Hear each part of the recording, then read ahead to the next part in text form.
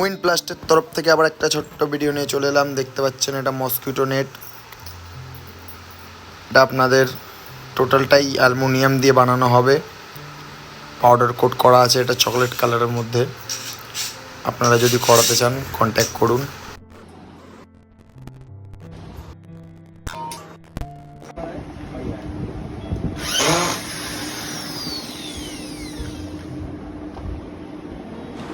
আপনি হার্ডওয়্যার এই